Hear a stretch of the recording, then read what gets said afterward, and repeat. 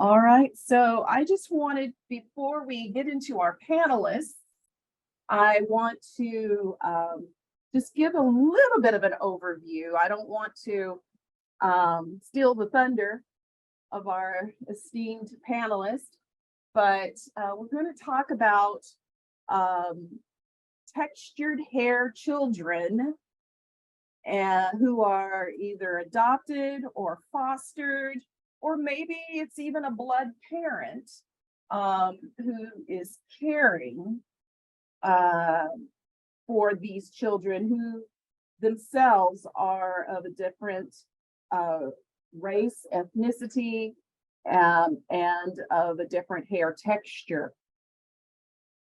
So for my own disclosure, I do not have any financial relationship or affiliations with commercial interest and eligible companies to disclose.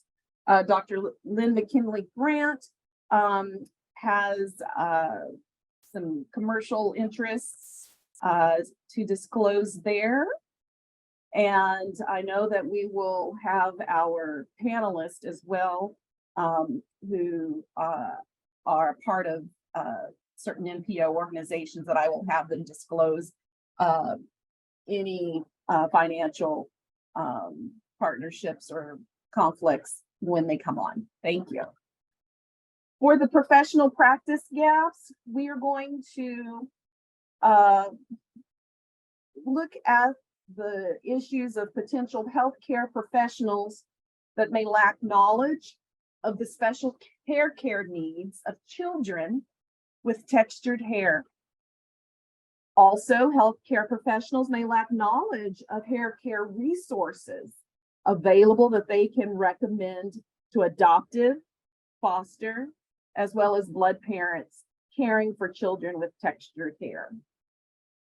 Healthcare professionals may lack cultural awareness of the fact that hair care in especially the Black community is a source of pride and connection to their heritage. So learning objectives, we'll discuss the importance of building self-pride, self-confidence, self-love in children with textured hair who are cared for by these particular caregivers. We'll also recognize that teachers may serve as surrogate caregivers to children with textured hair. Also, we'll look at and recognize the role that hair care professionals may play in the hair care education of those adoptive, foster, and blood caregivers of children with textured hair. And when we talk about textured hair, we are talking about, Afrocentric textured hair, and those that are tightly coiled, that is not genetically of a straight hair strand. Also, identify hair care resources available to caregivers of children with textured hair. And lastly, we want to prepare healthcare professionals to address the unique hair care needs of children with textured hair with their adoptive, foster, and blood caregivers. So just to highlight some of the issues, we know in the foster care world, as of 2020, over 400,000 children were in foster care in the US. Now, when we break it down, Black children make up almost 14% of the population of children in the US, yet 23% of those are in foster care. So it's been shown through the US Department of Health and Human Services, as well as the United States Government Accountability Office, that Black children are twice as likely to enter the foster care system as white children and remain in the system about 9 months longer. But we also know, just in comparison to Black children, white children make up about 50% of the population of kids in the US around same time period, but only 43% of the children are in foster care. Hispanic children account for 22% of the kids in foster, but comprise about 26% of the children in the nation. So it shows that Black children especially are overrepresented in the foster care system. And many times that, lack of adoption may be from not able to find foster, or I should say lack of foster parents, or maybe just so many different issues that we will talk about today, as some of our panelists have been involved in those issues. One thing that I do know that is it is extremely important that those who are caring for children with textured hair who do not have textured hair themselves, they may not understand that Black experience, or understand that that child's hair is something that needs to be embraced and normalized, and that that it's not a challenge, or it's not difficult to deal with. That gets into the psyche of those children and can scar them for life. Many of you may have heard of the Crown Act, and that is an acronym for creating a respectful and open world for natural hair. And so this was a campaign that was led by the Crown Coalition, founded by Dove, National Urban League, Color of Change, and Western Center on Law and Poverty. And basically it's promoting a law that prohibits race-based hair discrimination. Many times natural Afrocentric hair can be discriminated against within different spaces, even within schools, but also as adults within the workplace. And we've seen it as well in our high schools, in sports and things of that nature. And so that is the denial of employment and educational opportunities because of hair texture or protective hairstyles, including braids, locks, twists, and bantu knots. And so this is just a diagram of where the Crown Act is law. And so wherever you see dark blue states, those are the states, and there's 20 of them now, that have adopted laws surrounding the Crown Act and anti-discrimination on natural hair, ethnic hair. And so you don't see any yellow where legislation is pending, but the hot pink states are where legislation has been filed or pre-filed. And then, of course, the gray areas where it has not been filed as of yet. So we've got 30 more states to go to adopt an anti-discrimination in the Crown Act. And so we're going to turn it over to our panel. I'm going to stop sharing my screen and introduce you to our panel that we have today. Let me get my thing off here. 1 moment. So I first want to introduce you to Yolander Clark. And if we can get her up on the screen, Yolander Clark, Miss Clark is an elementary school teacher at Parkview Adventist Academy in Oklahoma City. And she teaches 2nd through 4th grade many subjects. And she is a credentialed, commissioned ministry teacher. She received her bachelor's degree in biology at Jackson State University, and she is currently pursuing a master's in education degree with emphasis in instructional leadership at Southern Adventist University. We also want to bring on another panelist, Kim Bilger. Kim Bilger is a registered dietitian. She received her bachelor's in nutritional sciences at Texas A&M, and then received a master's in public health with emphasis in public health education and promotion from UT Houston. But for this purpose, she represents parents of children with textured hair. Welcome, Miss Bilger. We want to also welcome Emma Butler.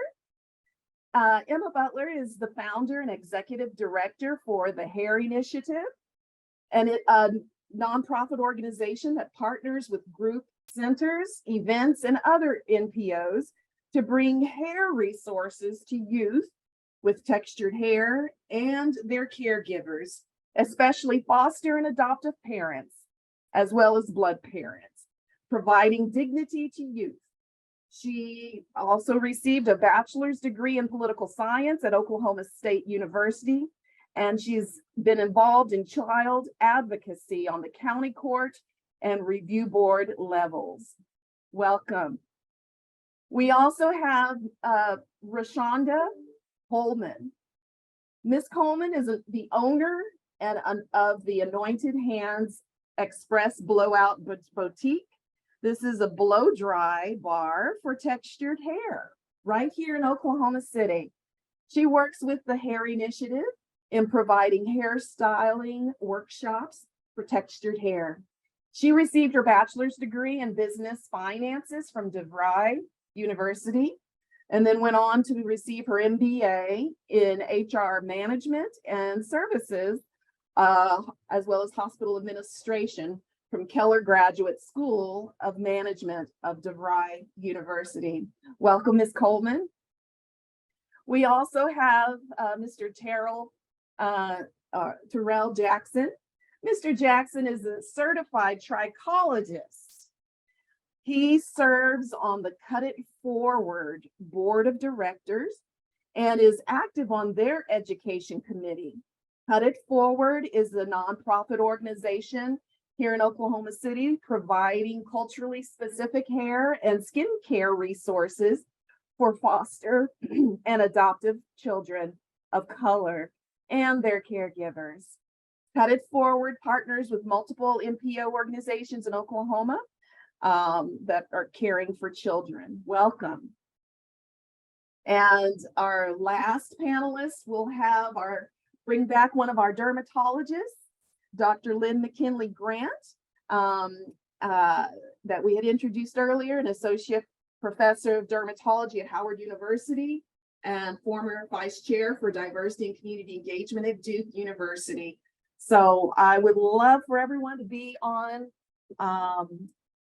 the panel view, and we will see if I can change mine. Okay. All right. Are you all in the big panel? Or is you still up high? I'm not sure if I'm. It's a big panel. Okay, I must not be in the right screen there. Okay. So at this time, I wanted to first bring on Miss Yolander Clark, and she is going to give some personal testimony and experiences working as a teacher caregiver to especially a student that has textured hair. Miss Clark.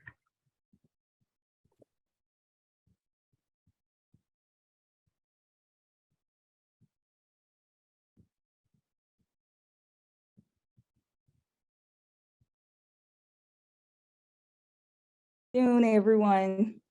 Thank you, Dr. Allen, for that wonderful introduction and for allowing me to speak about my experience in transracial hair care and bridging the gap in social, emotional, and the learning of the child in school. Let me share my screen with you. As Dr. Allen mentioned, I'm the second, third, and fourth grade teacher at Parkview Adventist Academy in the beautiful historical Oklahoma City. This year has been extremely educational for me regarding hair care for children and how it affects them socially, emotionally, and deals with their learning as well. My journey began with a little girl, and for her privacy, I refer to her as Z. She's in the first grade, so she's not in my classroom, but I would see her often when she was in pre-K and kindergarten. I would see her on the playground and at recess, and she was always laughing and talking and playing with her peers. But when she entered first grade, I noticed that there was no care given to her hair and her disposition changed. She went from this little girl with a big smile to her head was bowed low. Most days she didn't play with peers. She was in the corner. If she did play, she was getting into arguments with kids. And her teacher mentioned to me that her grades were declining. And so one day I saw her in the hallway. She was late for school. She didn't want to go inside the classroom. And I knew it was because of her hair. So I asked her teacher, I said, listen, if you would just give me 15 minutes to maybe comb her hair, if she will allow me to, may I do that? And she said, oh, sure, because I don't know how to do black hair. So just the reference point, I am the only teacher of color at my school. We have a diverse population with students as far as ethnicities, but not with staff. So she was not familiar with black hair or how to assist a little girl. So I went to the little girl to ask her if it was okay if I could comb her hair. And she looked me dead in my eyes and she said, would you? And I felt it was a cry, it was a plea. And I said, it will be my pleasure. She said, I didn't know teachers would do things like that. And I said, well, I will. So I took her and this is how we began. This was her hair. It was very tangled. It was matted in some areas, but I washed it, restored the curls, moisture to it, and she was happy. She told me that she didn't think her hair was beautiful, that she had been told that her hair was wild like a lion's mane and it couldn't be tamed. And I told her, I said, that's not true. I said, Black women, we have beautiful hair. It goes in all directions. It comes in all textures. The curl pattern is different, but it's beautiful. I said, it's a part of you. And so after time, she began to believe that. And we were able to find some styles that she liked. We went from bantu knots to braids to ponytails, and she was smiling when she first saw herself in the mirror. She couldn't believe it. So for months, I've been teaching her how to take care of her hair, how to moisturize it. She picks out her accessories that she wants to go in her hair. This was the first time that she wanted to take a school picture. When I get her twice a week. I have her read to me, so learning is still taking place. Her teacher mentioned that her grades have improved. One of my favorite writers, Ellen White, says that you can't put on the child's mind what they are not ready to receive. And because the social and emotional part was not there for her, she was not ready to receive instruction academically. But once she began to feel good about herself and her hair, her grades increased and she's doing well. She's playing with her peers now. She can tell you what her night routine should be to put her bonnet on. And now she must have bangs. That's her signature style, is the bangs. So she wants bangs. So I was feeling that maybe I should talk to her mother to try to educate her on how to take care of her hair. But her mother wouldn't return any communication, but she did allow me to continue to comb her hair, and I was thankful for that. But this was Christmas, and you see, I learned how to finger coil, and she got her coils in. But when she came back after 2 weeks, this is what I was faced with again. And I spoke to the mother. I saw her outside of school, and she thanked me for combing her daughter's hair. And she said, if it wasn't for you, I would just cut it all off until she was able to do her hair herself. But she said now she loves her hair. She thinks it's beautiful. I told her, yes, it is beautiful. We were able to get it back going. I asked her just wash it for me every 2 weeks, and I would style it. And so now that Z has this confidence, she's now, the other day she was worried. She was like, well, what are we going to do during the summer about my hair? And I was thinking the same thing. She said, well, maybe I can ask my mom if you can come over once a week to comb my hair. So we will see how that goes. I'm hoping that it will work, but this is her now. She has embraced her natural hair. She loves it. I'm very passionate and intentional about quality education. And I believe it's more than just math and science and reading. It deals with the social, emotional learning of a child. And I feel that if we put into them, fill their cups up, it will flow over to others. So I believe social emotional learning programs should include hair care. Schools need DEI training. Teachers should become more comfortable assisting the child with their hair, even if they are from a different ethnic group. Our children need love and support. Their social emotional journey is just as important as their academic journey because they are connected. Thank you for this time to share, Dr. Allen. Wonderful. That was almost, I'm in tears. But you have brought her such a long way. And I know that has poured into her a strength and, self-love that she had not received. So thank you. Thank you. I want to go to Ms. Kim Bilger and just her personal experience as a parent. Hi, it's a pleasure to be here today. Thank you for inviting me. As she said, I am a registered dietitian, but I'm here today in my primary role in life, I think, and that is as a mom. I was gonna just show you quickly a picture of my family and see if we can get this to work here. So this is a picture of my family. You can see we all have different skin colors and hair textures. My oldest and youngest are both girls, and they were both adopted. And there's a picture on the right that's just a little closer up of them. You can see that they have different hair textures even between them. So my oldest, Maddie, is 12, and her hair is has a very tight coil, a kinky curly coil, and she has tons of hair. It's very thick. She has a lot of it. And so we often keep it in these protective styles, like the braids you see with some extensions because she likes it longer, or in the twist that you see in this other picture. And then my youngest, Hallie, is 7. And she has a looser curl with a little finer texture to her hair.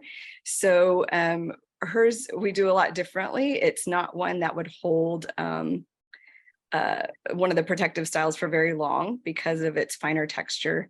So it's a little bit more of a day-to-day fixing, that sort of thing. And even my son has decided to grow his hair out because I guess he thought we weren't buying enough hair products to our house as it was. I don't know. But so those are my girls and their different hairstyles. So from what we know about their birth parents, because it is, they're both closed adoptions. We adopted both girls through a private agency, through domestic adoption as infants. They were both a month old when they came into our home. And from what we know about Maddie, both of her parents were, birth parents were African-American. And from what we know about Hallie, her birth mother is African-American and her birth father was Native American. And so we believe that's part of the reason for that very texture in her hair, but they're both gorgeous. And when we started our journey as parents, and especially pursuing adoption for that, I was reading everything I could get my hands on. So things about trauma, things about loss, things about general parenting. And because we had said we were open to receiving a child in our home of any race, I knew that it was a possibility we would have a child with textured hair. And so I started reading about hair care. And, I wanted to do it all right. And spoiler alert, 3 kids later, I'm not doing everything all right, but I'm still trying. And what we discovered was, even though we had read all these things, and I knew some things about it, we still had to start at square one when Maddie came into our home and figure out what product was going to work in her hair, which products weren't just going to sit on the hair instead of soaking in, which products were going to actually hydrate it to keep it from breaking off, or, those types of things. And also just balancing that challenge of keeping her hair clean, during the toddler years of getting food in it, but also not overhydrating it. And we've seen that kind of change over time too, as their hair has changed as they get older. When we brought Hallie into our home, she had what we like to call more of like a bouffant style. It was a very loose, relaxed wave. And then over time has coiled up quite a bit more to what you see in that picture. And then Maddie, of course, as she's gotten older, we see a lot of changes to, the oil on her scalp, how, she's a competitive soccer player, so she sweats a lot, she works out a lot, and just trying to balance those things in their life that they enjoy doing while still taking good care of their hair and their scalp. And so that has been a little bit of a challenge where I'm still learning a lot about that. And so a lot of how I found out how to do a lot of these things was simply because I was very persistent in asking questions and really just seeking out as much as I could. So early on, I found a class of an adoptive mom who also had a transracial family, and she taught us kind of the basics of African-American hair care and the do's and the don'ts and the product suggestions and the brush or comb suggestions and that sort of thing. And so that was kind of where I got my basics and figured out a few of those. And then I would seek out moms along the way that we encountered. Like there was a very sweet mom that we encountered in Maddie's first soccer team, whose little girl had these adorable beads on the end of her braids. And I said, will you tell me how to put those beads on? Because I knew how to braid and we were braiding Maddie's hair, but I didn't know how to do that. So then we got to add beads, which Maddie loved. And so just things like that. Then we got connected with Rashonda when we moved here, and she endures all of my million questions every time we come in her salon about what do I do about this? And have you tried this product? And what does this mean?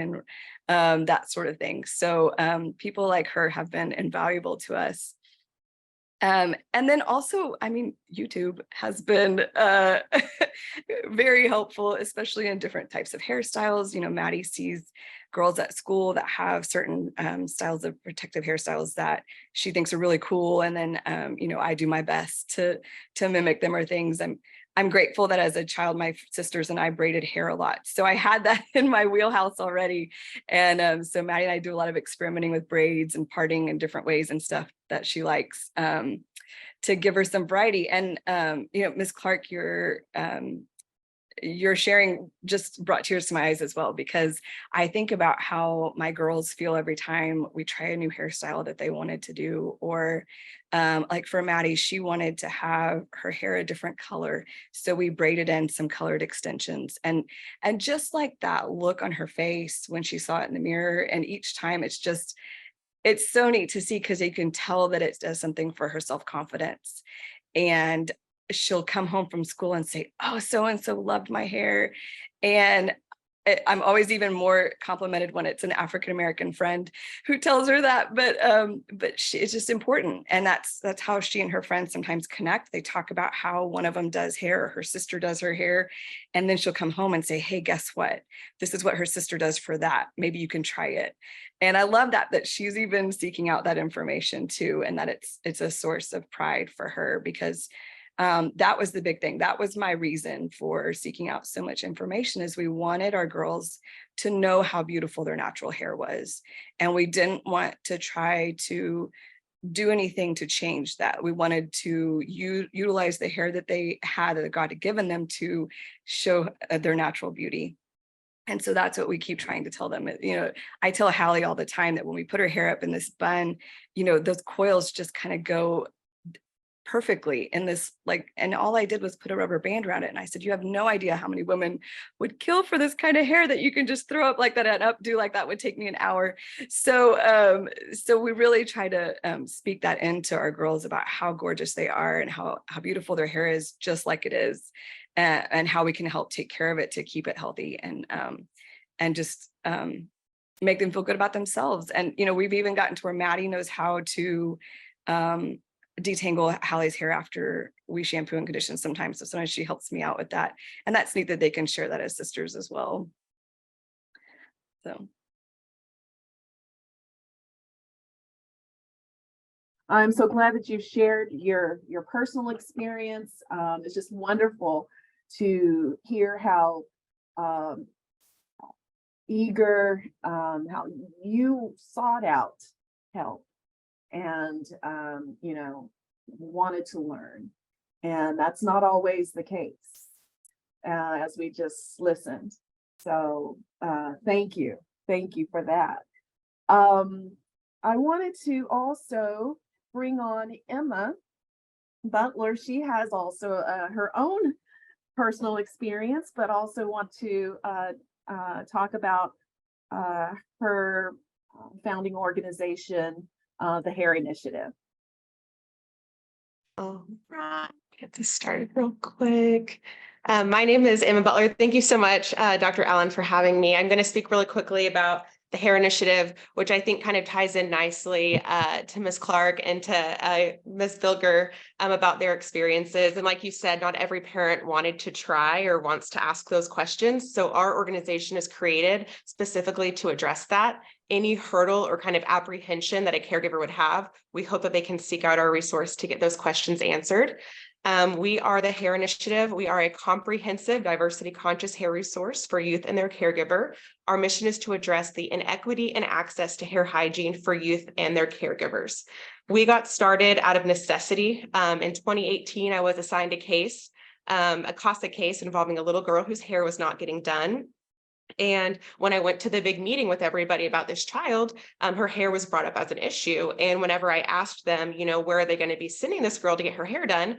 The attorney said, we'll probably just send her to a Black DHS worker. And I was shocked that in 2018, that was the answer to something I thought, you know, this can't be new. Children of color and care is new. But as soon as I started asking questions, I realized that there was not an answer. I was inundated with responses back, but basically based on who I sent that inquiry to, their response to me was different. So if it was a caseworker, they were needing hair products and tools. If it was a caregiver, they were wanting a stylist referral or they were wanting education. So quickly, my co-founder, Christy Horn, and I got together and started building a resource directly to fill the need of the caregiver. What we realized in 2020 was that this issue of hair was not really specific just to foster families. We knew that the caregiver could mean so many different things to the children that we served.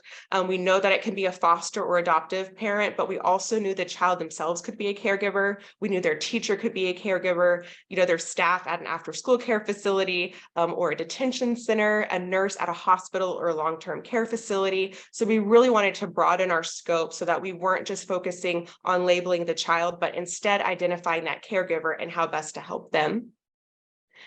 So we do that in a variety of ways. We do that through education, individualized partnership, and education. So we'll get to that next slide. Our first and most important is educating and empowering the caregiver. We created a judgment-free safe space for parents to interact with our hair care providers like Rashonda Coleman and with other hair professionals out in their community. We're hoping that by addressing the elephant in the room, we can kind of ease parents' anxiety about this topic, especially with so many things going on. A lot of parents, we realized, were really scared to ask questions. They didn't know how to ask. They didn't want to say the wrong thing. So we've kind of tried to alleviate all that anxiety so they can really get their questions asked and then answered. What we found is that we had like a 98% rate of parents just like loving our workshop. And one of the most frequent feedbacks we received was how comfortable they felt. And that means so much to us because we realized if we can't get over that initial hurdle, that we really weren't going to make an impact, but we've been able to do that pretty well so far. Secondly, are our tools. We give out these hair hygiene kits to every family that attends our workshops. We also ship these hair kits around the nation. I think we've shipped to like 12 other states so far, but predominantly provide those to caseworkers, to foster families, and to grandparents that are caring for their grandchildren, things like that, so that they have the main tools. We realize that finances are a really big hurdle. Black hair care products are expensive and determined by where you live. So if you don't live in a super urban area, you're probably not going to be able to go to Walmart and have a lot of the variety of products that you need. So we are seeking to fix that by putting these items in our kits and shipping them out to parents where they are. We also do stylist referrals. We have Miss Tracy and Miss Rashonda on here today, but right now I think we have 7 stylists across the state of Oklahoma. Our goal is to connect the caregiver with somebody in their area. That way, whenever we're done with our education, they're done with our hair care kits, they can go to somebody in their area that's in line with our mission. And like Kim said, answer all the questions they have and kind of be that sounding board for them on their child's hair journey, which I think is so important. And then, of course, we do our specialized programming. Now that we're not just doing foster care, we also assist the juvenile detention centers, inpatient facilities, hospitals, after school care programs. You name it, we're there. We also have something called the Hair Shop, which is a dignified, no-cost shopping experience at domestic violence shelters, visitation centers, and now we're working on one with DHS, so that kids and their caregivers and their workers will have a way to shop for them. And then lastly, I'm just going to end with our impact. We have affected over 1/3 of the counties in the state of Oklahoma through our resources, our hair kits, and our education. We know, especially in rural communities, this resource is really needed. And we've just been so excited to be able to showcase what we're able to provide across the state. And like I said, beyond. So our big thing is that when people think about hair, they often think of it, especially Black hair, being so elaborate that they think it's maybe this added thing. We believe at the base level, it's about hygiene, and at the human level, it's about dignity. And we truly believe every child deserves the dignity of a good hair day, and we're simply here to make that happen. So I believe that's all that I have. Excellent. Thank you so much. That's just a wonderful labor of love that has just caught on for the state of Oklahoma, and we appreciate that. And so I'm just going to turn it over to your partner, Ms. Rashonda Coleman, and just tell us a little bit about your services and your connection with the Hair Initiative. Yes, ma'am. Thank you so much. Thank you for allowing me to share in this panel. I'm going to go to with the sharing of my. But while I'm getting that up, I will elaborate a little bit more about my part in the Hair Initiative. It's very important to me to be able to, can you all see my screen? No. Okay. There we are. It's very important to me to be able to take part in the bridging of the gap of hair texture education and being able to give a good foundation of what's needed in terms of caregivers taking care of the hair of the babies that they don't share the same textures. So when I was met with the Hair Initiative and the opportunity to educate, it's something that I had already, encountered in the salon from day to day. And people just want to know, people want to be educated. And so I already had the passion for what the Hair Initiative has already put in place. And I just think it's an honor to be able to connect parents with education, tools, products, and just whatever resources that I can help in this bridging of the gap. So I'll go to the next slide we have here, and I'll just talk about a little bit about what I've seen in the industry. We have a lot of scenarios of caregivers, whether that is, an adoptive or foster parent that comes in and needs to know how to approach the hair. And we've also seen, biracial children who have come where maybe the mother is Caucasian and they don't share the same textures. So they need to know, how do I approach this texture that's very different from mine?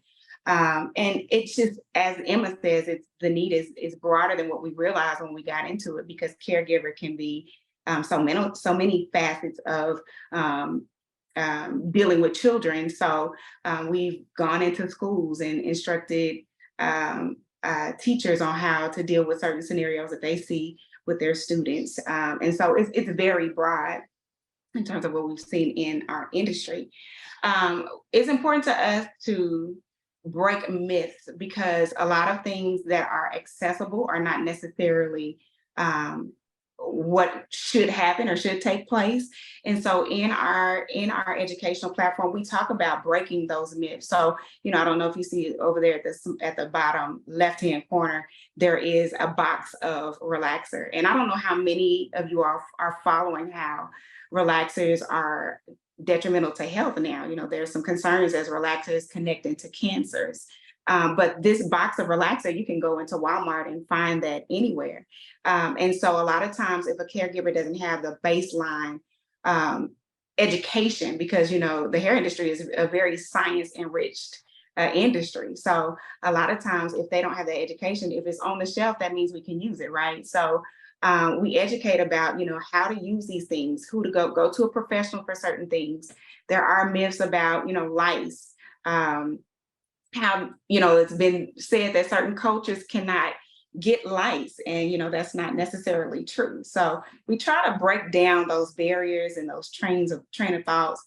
Also in that last slide we see, or the last picture we see, what we call a protective style. And just because it's a protective style, it doesn't mean that it has to stay up, for several weeks. So we just educate on, some of the approach to textured hair, the right way to deal with certain scenarios, and just bring clarity in the class.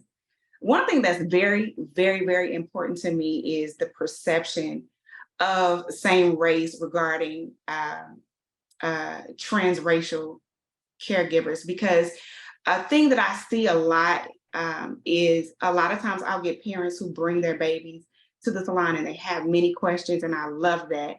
But I always have to break this barrier. They feel like, can I ask the question? Is it okay? And I think it stems from a little bit of trauma, because as we're talking about bridging the gap, we've talked about bridging the gap for the caregiver, the teacher. We talked about bridging the gap for education for the caregiver. But also, I have seen a lot of African-American discrimination against caregivers that don't look like them, that may have adopted an African-American child. And I get very upset when I see that people have to experience that. So I've heard from different caregivers, they say they will go into a predominantly African-American shop to ask questions, and they're treated in an unkind way. And I feel like if we're bridging the gap, it needs to be bridged all the way around for the care of that child. So that's why it's very important for me when we're giving our workshop class to make sure that as we open, I let everyone know, no question is a bad question. I want you to feel safe to ask your question. And I want to aid in whatever way I can to help you care for your baby. So that's very, very, very important to me. And I think that's a part of the care for the child that doesn't really get talked about a lot. And I think that we should, explore maybe educating same race on how, don't discriminate. Let's all come together for the care of the child. And I think that is my last slide. Excellent. And you are providing such wonderful work, educational workshops, and just keep up the good work. Our continuing professional development representatives are trying to get Mr. Terrell Jackson back up, as well as Yolander Clark. And in the meantime, we're going to have Dr. Lynn McKinley Grant, to just, now that you've kind of heard a little bit about what's going on, and I know if you just Google, there are other organizations that are doing similar work in other states, as well as so many self-taught YouTube videos across the, wonderful work that is just out there for people to learn how to care for Afrocentric hair.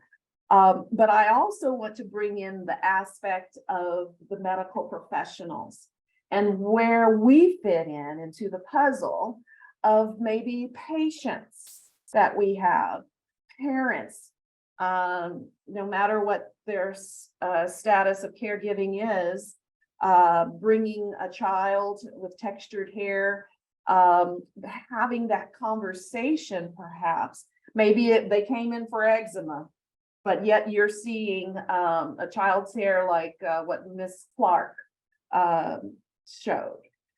How do we introduce or, start that conversation to see maybe how they are caring for that hair, or do they have, are they aware of resources?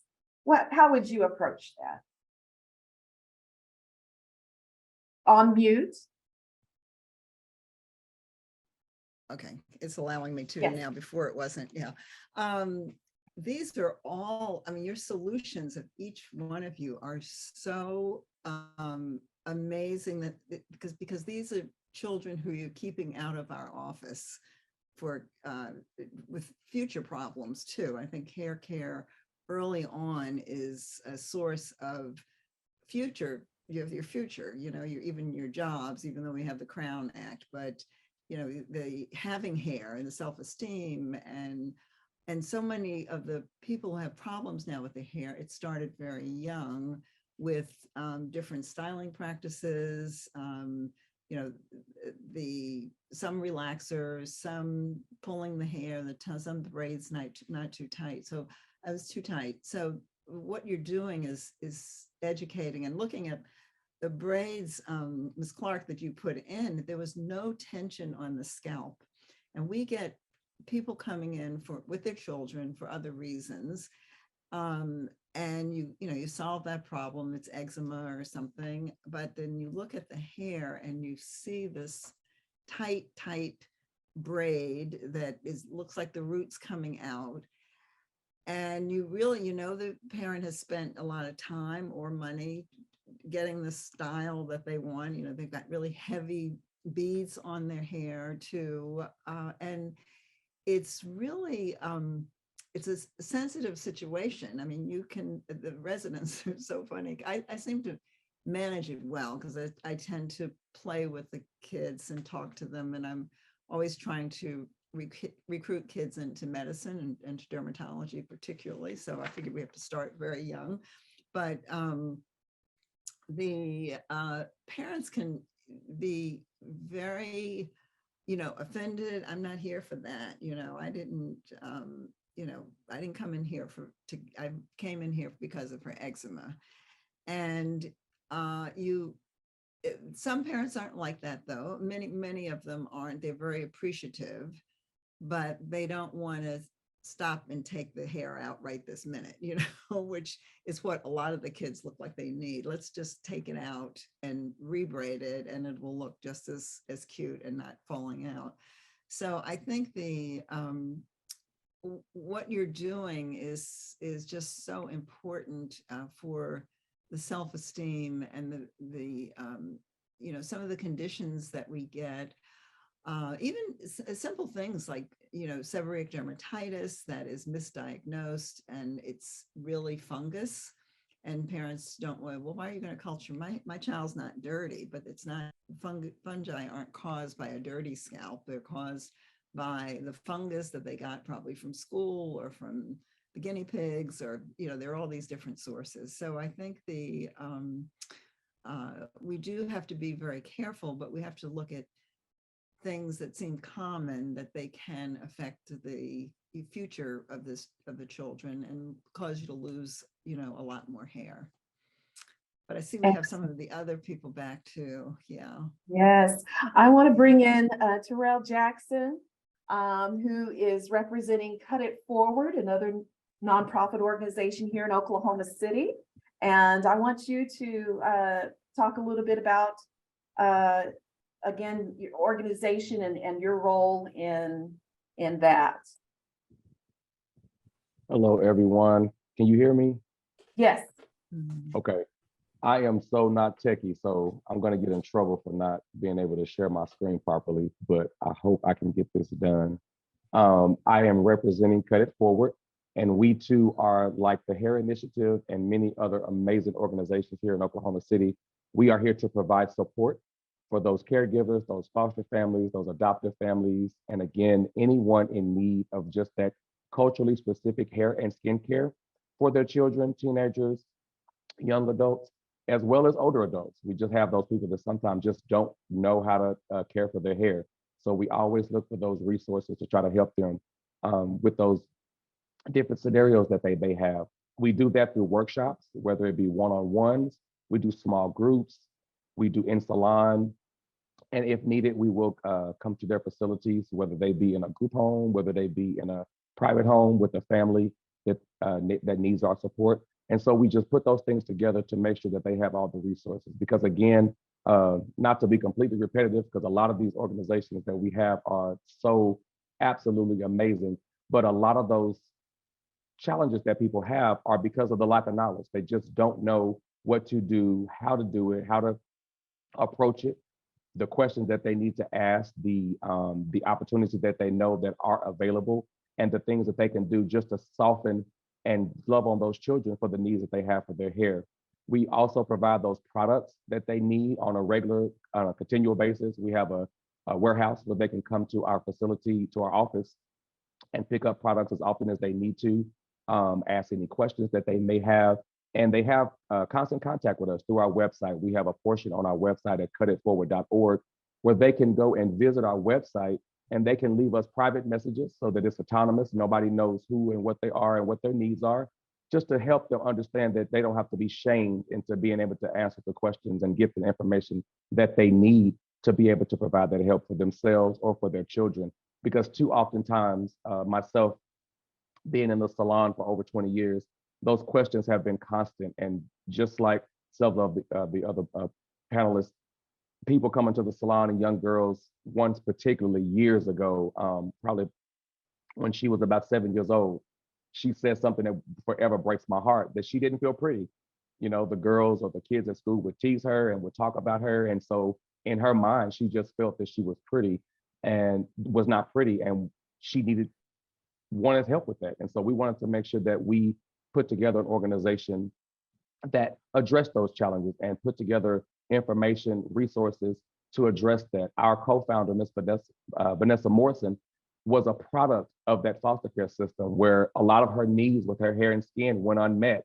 She did not have anyone that could help answer questions properly. She did not have anyone that had just a general idea about the things and the needs that she had. So she found the need to put together an organization to answer those questions, put together those resources, and her husband, Bruce, as the founders and co-founders, they begin to meet the needs. And so through our workshops, we've been able to partner with several organizations around the city, around the state, that address those needs and put together those workshops that we have so much fun and have shared a lot of those similar stories with the families and the individuals that, again, after attending those workshops, they feel so empowered. They just feel confident when they wake up in the morning, and when they want to go play with their hair, or they want to go do different things or try different things. We put those things together and try to make sure that they have the necessary knowledge. We also educate them on some of the do's and don'ts. Being a professional myself and several of the others on our education team, we know some of the things that they should not do as far as the tension and the improper uses of products, and whether they're going to be natural or relaxed, making sure that they are empowered with that knowledge. And if we don't have the knowledge, we do in turn turn them over to professionals such as the dermatologists in Oklahoma City, and even in their areas, and they may be in another state. And we make sure that they're connected with those resources so that they can be properly treated and have the necessary tools that they need to make sure that they can have healthy hair and skin. We are in the process now of launching a new program with our one-on-ones, because a lot of times people are uncomfortable talking in large or even small settings. Those one-on-one connections are really building that bond between themselves and their parents, so that they can have that knowledge that they need to know on how to properly care for their hair. We are excited about the different things that we can now do post-COVID. You know, people are now, really getting back out and really getting in contact with themselves and getting back out and doing different things and trying so many different things that they've learned while we were dealing with the pandemic. So they've been on YouTube trying different things. And so we're excited now to put all these things together and help to bridge that gap and know some of the things that they not shouldn't do, but some in moderation, some hairstyling that they should do, like was mentioned about not leaving a hairstyle up, for 6 and 8 weeks, redoing it and properly treating it and different things like that. So at Cut It Forward, we are excited about being able to be a support system in the city and making sure that they know that there is support out there and that they will have somebody that will be with them and support them through their hair and skin needs. Excellent, excellent. I just wanted to bring in one of our previous speakers, Dr. Alba Posligua from New Mexico. She's saying that New Mexico has 3% African-American population. Being a very rural state, we encounter difficulty in finding professional advice, products, community for transcultural hair care. This panel is so important. I'd love to know if Hair Initiative or other of the nonprofits would be available here. So it looks like Ms. Emma has already posted her email there for the organization. And for those as well that would like the information regarding Cut It Forward, I'd like for you to put your information in the chat as well, Terrell. Also, Ms. Roshonda, I went to your website and was just blown away, no pun intended, about your services and what you offered for curly hair, textured hair, and protective blow dry type of devices. And so that was just really neat. And so please feel free to put your information as well in the chat. Emma, I wanted to ask you, when we had talked before, you had your own somewhat of a personal story or experiences that I wanted to draw from as well, if you'd like to share. Yes. So I know we talked also about biracial family. So I'm biracial. My mom's white, my dad's black.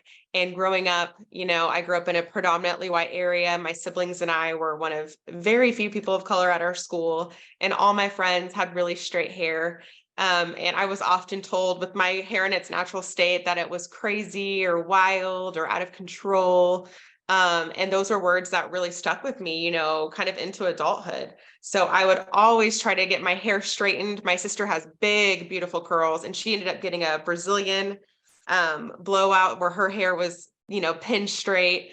And so it's only been, in our late 20s, early 30s that we've really fully, and I think honestly through starting the Hair Initiative, was able to really embrace my curls and know how to properly care for them. Because my mom didn't know. By the time I was 9, I was doing my own hair because she just, she doesn't have much hair in her head at all. And so I think this is something we also talk about in our workshop, is just those words that you use to describe the hair. I think there's a lot of negative connotation, crazy, wild, like a lion's mane, to what you said, Ms. Clark, about your student. And those words really do affect you and how you view yourself in the world. And that's why I think education and having somebody that cares and that knows how to care for your hair is just so important. Excellent. There is a question in the chat that says, I realize we are supposed to be unbiased with commercial products, but suggestions for basic shampoos and conditioners, moisturizers, more appropriate for Afrocentric hair would be greatly appreciated. That's a difficult question without mentioning brands. But would anyone like to take that on? And even if you say some brands, you can say multiple ones, so it's not promoting just one. But things that you want to look out for, what you wouldn't want in products. The one thing that I try to tell a lot of people that we talk to in regards to products, because there's in natural hair, there's like a million brands. And I'm Miss Emma, Roshana, you guys know you can talk for hours about a specific product. But what I try to do is we try to break it down into categories and understanding what a proper shampoo is, what a proper conditioner is, what the moisturizer is, a leave-in conditioner. And it goes even in depth in our consultations, talking about the breakdown of the actual hair chart, from density to curl pattern to formulation and formations and things like that. So understanding what you're using it on will give you a better idea versus tracing the brand of the product. Because if you get into brand, you're going to get into a rabbit's hole about trying to really figure out what brand to go with. Break it into a category and figure out what you're actually needing it for, and that's going to happen through a really good consultation with whomever you're working with. Yeah, I know I'm not a professional in the way of hair itself, but I can attest to the fact that I have tried, I don't know how many brands on my girls. And what we have right now in our cabinet is, I think Maddie has at least 5 or 6 different products that we use at different times for different reasons. And those probably span at least 3 or 4 brands just in that little group that we have. And then maybe one product that the girls are able to both use because it meets the need that they both need of their different textures. So I think you're exactly right. It's very hard to say this particular brand is amazing. I think for me as a parent, I've always leaned towards trying to find something with the least number of chemicals in it that I could. Having one that's like phthalate free, that sort of thing, to where I know that because it's being absorbed into my girl's scalp. And so I want to make sure that whatever I'm putting on their hair is not going to be causing them more problems. You know, Rashonda mentioned the relaxers. We've never touched one just because that's one of the things that I was afraid of burning them or something, horrible happening to them. So yeah, you just kind of have to look for, you're right. It depends on what you're looking for. It's not a certain brand necessarily. There are Yeah, two brands that go were ahead. started by two women, I think, well, maybe it's 3 or more, but anyway, who are transracial children and have a story to go with it, that where the parents had so much trouble, combing their hair, detangling it. And they have both gone out and made products. And can I mention their names, or is that okay? Yeah, if you don't have any I conflict don't of have any interest. interest. Yeah, no conflict of interest. But Mixed Chicks is one, and the other is Sierra Naturals. And they're both, their story is that their mothers didn't know what to do with their hair, and I don't know how. So they decided to create products that would be easy to use and to detangling products, because that's one of the issues that we have with hair. Transracial, any curly hair, but even the straight hair now, that people are using these detangling brushes and then losing their hair because they're starting from the scalp and just pulling straight through. And that's an important thing for parents to learn, is that you want to start at the ends and use a comb, and you don't have to you shouldn't brush the hair, and just work your way up to detangle the hair. And often it takes people years to learn it, because we are trying to avoid breakage. The other thing is when the kids have dandruff, or if anyone has dandruff, you need to use a dandruff shampoo. So Head and Shoulders does make the Royal line is more of an oil, so that's not as drying to the hair. So that's something to take in. Or if you get prescribed something by your doctor, your dermatologist, then you want to use an extra conditioner to smooth out the hair so that it's not too drying and too tangling. So you have to get a mixture, but I always say, once you find something, keep using it if it works for you. It is true that, Afrocentric hair tends to be more dry, especially the ends. In the natural state, think of it as a roller coaster of coils. And those oil beads that are produced from the scalp have a long journey torturous journey to get to the very edges, very ends, I should say, as opposed to someone with naturally straight hair, whether they're Asian, very straight. Their hair becomes very oily very quickly because it is like going down, fire department pole. That oil just comes down very straight and slicks and lubricates and becomes very greasy. So they will want to wash their hair almost every day. Whereas with Afrocentric hair, you may not wash it, but you're doing good if you can do it every two weeks. But I've had people where they had not washed for a month to 2 months. But then you're developing all that oil that is caking up within the scalp and the dead cells with that. And then it becomes very itchy. They see their hair ends are very dry, so they apply more oil on top, and that then can develop into infections, folliculitis, fungal, and become very itchy.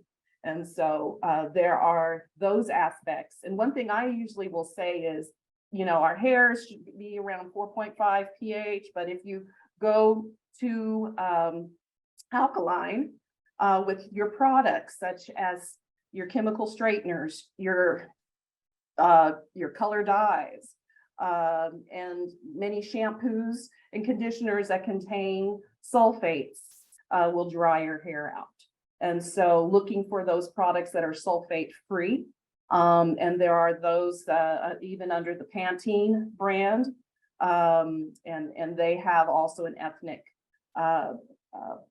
brand as well. I'm blanking on what that is. But it is one of those that really can help lubricate, but also loosen the curl with their products as well. So just something to think about. Go ahead. Someone mentioned about lice, and it was once thought that lice did not affect black hair. But what's happened with the lice have trouble with the tightly coiled hair, but with the straightened hair, they love straight hair. So they will go to, they don't care what color the person is, they will go to straight hair. The lice will go to straight hair. So it's that's where a myth, and I'm not sure with but during COVID there was less. We had much more natural hairstyles and lots of information about how to, and I think there were less cases of lice too that were seen during that time period, mainly because people probably weren't going to the doctor, they weren't going to school, but it seemed that the cases were fewer. And we have a partnership with Lice Clinics of America. And the one in Tulsa actually developed their own way of removing lice from highly textured hair. And so that's something that we're able to offer our families as well. Mm-hmm. Excellent information. There is a question for Ms. Bilger. What are some ways that you think we can reduce the societal stigmas about adoption so that perhaps people will be more willing to adopt children of other races with different skin colors that do not look just like these adopting parents? As you have adopted children with a different skin color than yours, have you seen a change in the perspectives and/or language of people around you regarding adoption in general, or adoption of children with differing appearance? Well, it's a great question. I think it probably could use a few symposiums just on that topic. But I have seen a little bit of a shift. I do feel like we encounter more adoptive families that have mixed races. And however, we live in a metro area. So I know that is unique to metro areas. I feel in a lot of ways, not that there aren't rural families that have transracial families, but also we seek out other families that have adopted. We connect with other families that have adopted. So I don't know if my world is really representative of the world as far as that topic, or our nation on that topic. I do think there is still a lot of stigma associated with it. And I think Rashonda, even approached a good subject about how African Americans feel about transracial adoption, because as I said, I was persistent in my questions. That doesn't mean all of my questions were well received by people. That doesn't mean all my questions were answered. And so there's something still there that's going to create some barriers, I think, for that. But I do think I've seen a little bit of shift. Like I said, my oldest is 12. And so we've been part of the adoption process since 2 years prior to that was when we got everything started. And there has been a big shift. In fact, at that time, there was a specific program within our agency that was geared towards families open to transracial adoption, because it was a way to sort of streamline getting babies into homes, because there was a while where, African-American or biracial children were waiting, even in private adoption situations, versus now where the adoptive families are waiting, no matter the race of the child. And so I do think there's been a little bit of a shift, but there's always room for improvement in that area, in my opinion. Yes, any additions, Ms. Clark? One thing I wanted to ask the organizations if they partner with schools or at least have workshops with teachers who have identified maybe their students or those in school that may have the same needs as Ms. Clark's child. Yes, we do. We've done workshops at multiple schools. We're actually working with a homeless school right now with their kiddos and caregivers, hospitals with a lot of their caregivers, nurses, and we're partnering with the school this summer, KIP. We're helping them produce like they're doing a health expo, and we're going to be there with Rashonda helping provide hair resources, haircuts, things like that, and hair hygiene kits, so that all the kiddos have what they need over the summer to care for their own hair. So we are absolutely open. That was a big part of us broadening our mission, is so we were able to help children kind of just outside the scope of foster care. So if there's any need where hair is involved, we just reallocate the resources we have to fit that need. So Ms. Clark, if y'all need hair brushes, hair products so that you can style, shampoos, conditioners, we've definitely got you covered. Thank you so much. I will be reaching out to you. Excellent. Well, I can't believe that we could go on probably for another hour or two, and we have already gone past our time, but I just wanted to give you all just maybe 10 seconds each to say something that will help our audience understand the importance of hair care within our transracial kids of textured hair, but also to the caregivers and the healthcare professionals and those who are in training on how to approach parents who may be struggling. All right, I'll go with Ms. Rashonda. I would just say, make sure to connect with professionals, because, yes, YouTube is a avenue, but there are a lot of self-proclaimed experts out there. And it's very important, even if it's just for a consult, to connect with a professional. And then to the professionals, it's very important to connect to the medical field, because there are certain things that I think, just being in my realm, that we can't, we have to know our lane, and we have to know how to pass the baton if we see a scalp issue or whatnot, and just build your network, build the network to from parent to professional to the medical staff, and just have this nice haven where we can all be educated and we can all make sure the child is left whole. Thank you. All right, let's go to Mr. Jackson. Reach out. Those that are attending this, you now have several amazing resources to reach out to. Just like they always tell you, no question is a dumb question. I would rather you ask it and receive not the full answer, but at least some information. Reach out and know that there is help and hope out there in your community, and continue to seek professionals. I just like Ms. Coleman said, having professional help is one of the things that have been detrimental to our community because of YouTube and all the different resources. But they have now soon realized I need to kind of backtrack and go back to those professional resources and find that out. Reach out to your organizations. There are several amazing organizations in your community. Use them. That's what they're there for. We are here to help you guys. We get no greater satisfaction than to know that you are supported and that you have all of your needs met when it comes to your children's skin and hair. Wonderful. Ms. Kim? I would actually reiterate both of those because as a parent, like I'm always looking for a physician who's going to be knowledgeable enough in, for example, scalp issues. We've had our share of them. And if they're not, to be able to say to me, I'm not sure, but I will help you find out. Because if it's not something they've encountered before, then giving me just a vague answer or whatever is not really that helpful, but actually saying, I don't know, but I'm going to learn. And so symposiums like this are great. Reaching out to professionals, absolutely, because that's what I'm going to be there for. I'm looking for a physician who's going to be able to care for my child, whether it's my child of pale skin color or a skin of color.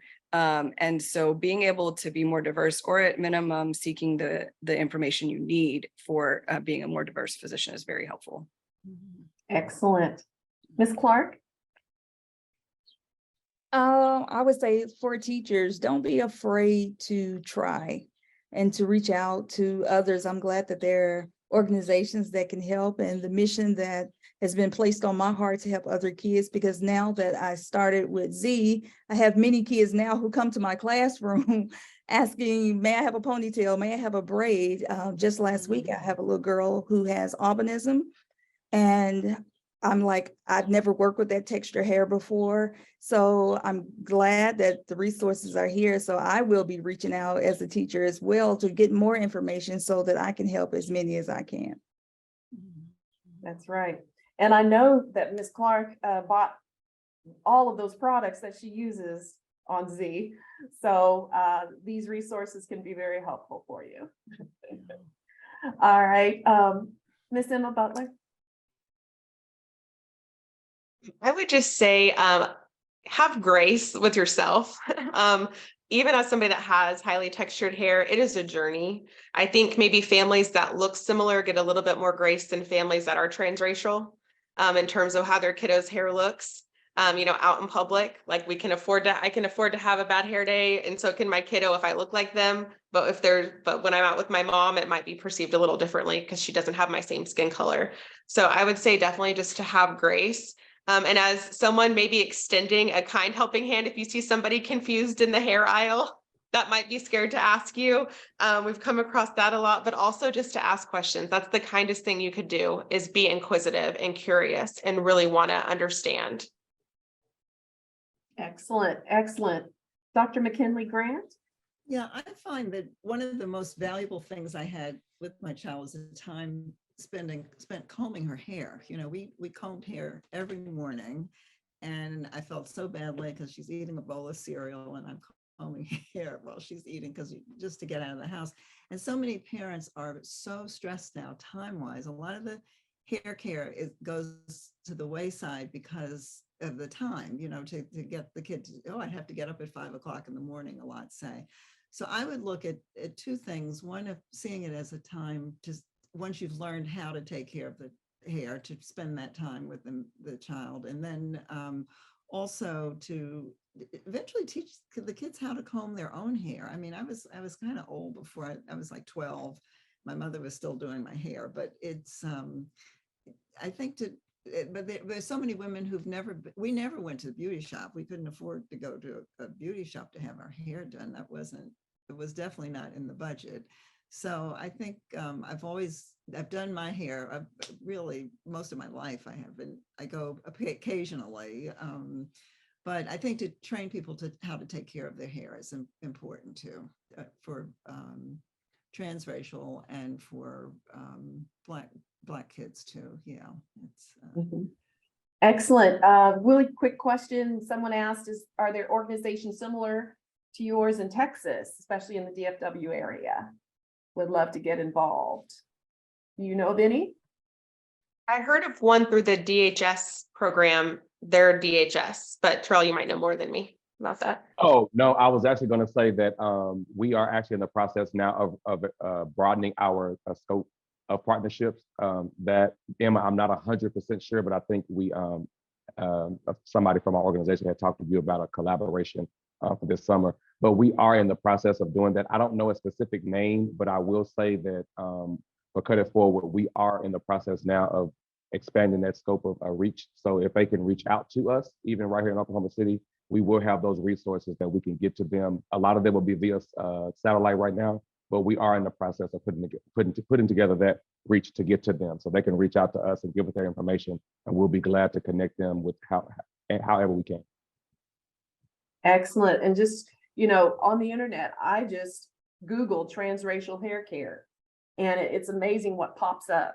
And many other organizations in other states that are doing similar work. So audience may want to kind of just do that and see what you find, but also maybe put your own state or city in, and especially in our larger metropolitan states, I'm sure in cities you'll find that. But it would be wonderful if there was like a collective list of these types of organizations found in different states. That would be nice to have as a resource. So maybe sometime we can get that together as well. But I want to thank you all. It's been a wonderful panel discussion, and it sounds like we've made some great networking relationships right here. And we will continue our work, and it takes a village. It really does. It's on all aspects of the child's care, whether it's medical or whether it's teacher or a hairstylist or a parent, foster or an adoptive parent, and organizations that can bring financial resources and products as well for this. So thank you all.